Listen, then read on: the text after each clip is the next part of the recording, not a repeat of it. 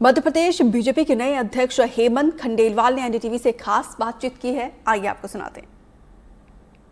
Bharatiya Janata party के नए प्रदेश अध्यक्ष हेमंत खंडेलवाल साहब मेरे साथ मौजूद हैं। सर, एक नई जिम्मेदारी मिली है, बड़ी जिम्मेदारी है। संगठन पहले से खड़ा है, अब इसे कैसे आगे लेकर जाएंगे आप?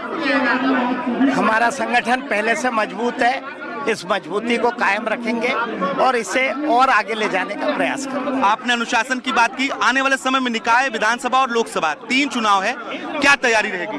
नहीं, निश्चित तौर पे कार्यकर्ताओं के उत्साह, अनुशासन और उनकी लगन से इस चुनौतियों का सामना। कांग्रेस को आपने चुनौती भी दी है, जिस तरीके से संगठन का चुनाव होता है वो आपने कहा है कि कांग्रेस भी करके दिखाए। मैंने कहा है कि ये भाजपा में संभव है, कांग्रेस में नहीं। कांग्रेस में लोकतांत्रिक चुनाव संभव नहीं है, हेमंत खंडेलवाल का दावा है और कह रहे हैं कि पार्टी को और आगे लेकर जाएंगे। भोपाल से कैमरा पर्सन अभिषेक सिंह के साथ Akash Dwivedi, NDTV. Hemant Khandelwal MP BJP के नए अध्यक्ष बन गए हैं। केंद्रीय मंत्री धर्मेंद्र प्रधान ने इसका औपचारिक ऐलान किया। इस दौरान कार्यालय में सीएम डॉक्टर मोहन यादव भी मौजूद रहे।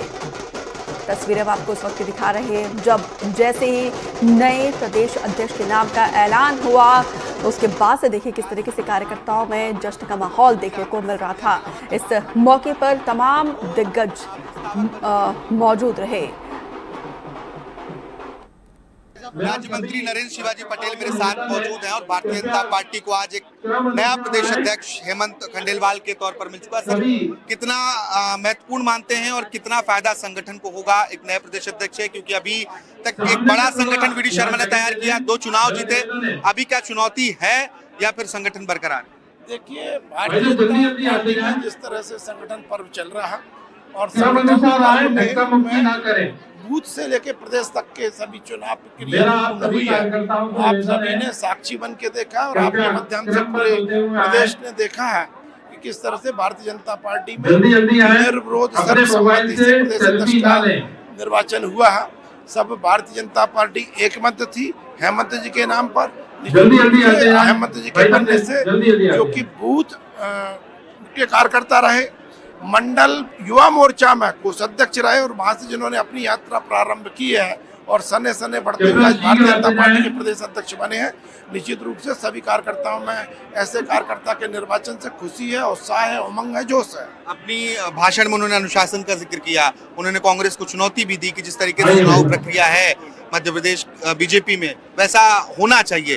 क्या यह आंतरिक लोकतंत्र जिसकी भारतीय जनता पार्टी करती है, भारतीय जनता पार्टी, उसका पालन किया गया है? बिल्कुल, निश्चित रूप से लोकतंत्र कैसे होना चाहिए इसकी मिसाल भारतीय जनता पार्टी प्रस्तुत करती है। आंतरिक लोकतंत्र का यही है कि सर्वसम्मति हो, सबके विचारों का सम्मान हो। सब निर्णय से पूर्व ही भारतीय जनता पार्टी ने अपने समस्त वरिष्ठ नेताओं से विचार विमर्श किया और एक लंबी प्रक्रिया चलती है। हमारे यहाँ पर विचार विमर्श की एक लंबी प्रक्रिया, अनेकों नाम थे, सब पर विचार विमर्श हुआ और जिन नामों पर विचार विमर्श के आधार पर जो नाम आगे बढ़ते रहते हैं उन नामों के आधार पर आगे सर्वसम्मति बन जाती है। बाद में पूरी पार्टी उस पर एकमत हो जाती है। ये लोकतंत्र की खूबसूरती है, सुंदरता है।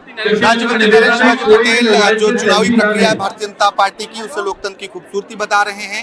अब देखना होगा कि नए प्रदेश अध्यक्ष के तौर पर हेमंत खंडेलवाल किस तरीके से संगठन के लिए काम करते हैं। भोपाल से कैमरा पर्सन अभिषेक सिंह के साथ आकाश द्विवेदी, एनडीटीवी। लोकतांत्रिक प्रक्रिया के तहत चयन किया गया। बार बार कांग्रेस आरोप लगाती थी कि दिल्ली से पर्ची आती है, इस बार तो आप लोगों ने लाइव दिखा दिया।